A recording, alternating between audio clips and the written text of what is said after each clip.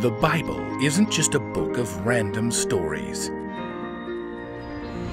It's 66 different books that come together to tell one story. An incredible one about God's love for us. And now for an amazing story inspired by the book of Matthew, chapter 16. Verses 13 to 20. Jesus and his closest friends followed the hard-packed road to the city of Caesarea Philippi, far in the north of Israel.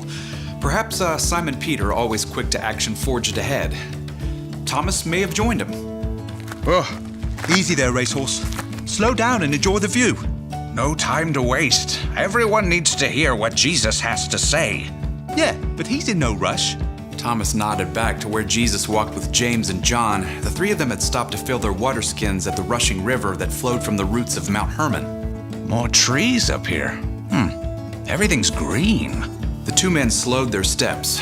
Thomas examined the mountain rising ahead of them. What's that? Up there on the plateau?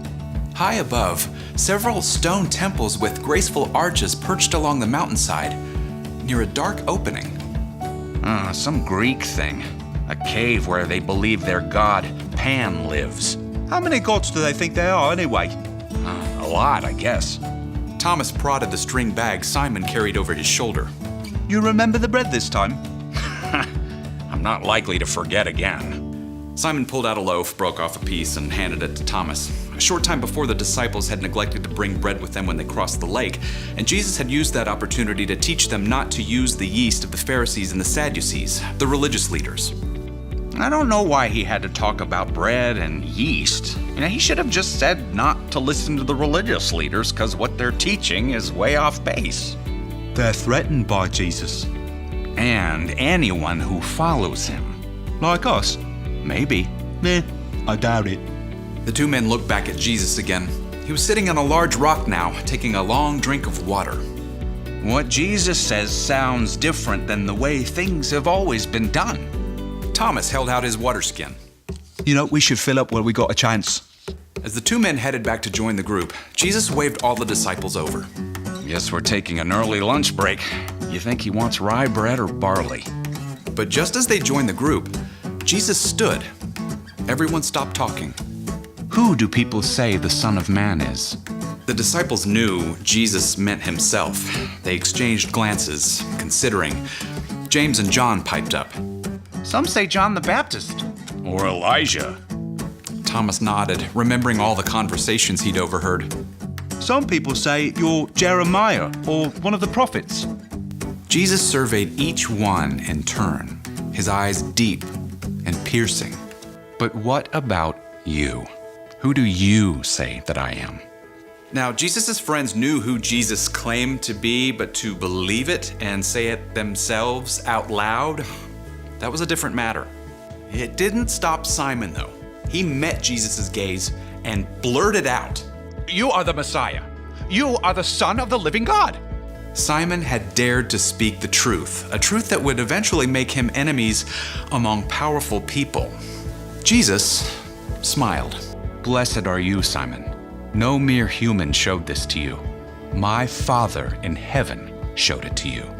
Jesus' eyes strayed to the craggy mountain rising high into the sky. You are Peter. On this rock, I will build my church. The gates of hell will not be strong enough to destroy it. I will give you the keys to the kingdom of heaven. What you lock on earth will be locked in heaven. What you unlock on earth will be unlocked in heaven. Simon Peter gulped. Not only had he just been handed a huge mission, but Jesus gave him a new name, Peter, which means rock. Yes. Okay. We'll tell everyone in Caesarea Philippi. Wait, what?